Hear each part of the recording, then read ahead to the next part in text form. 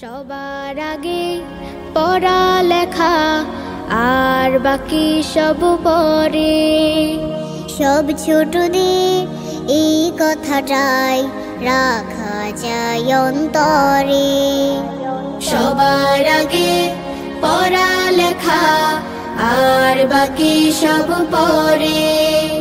সব ছোটদের এই কথাটাই রাখা যায় অন্তরে। পড়লে আমি মানুষ হব, পড়লে হব বড়। পড়ালেখা তাই বলি রে, যতন করে কর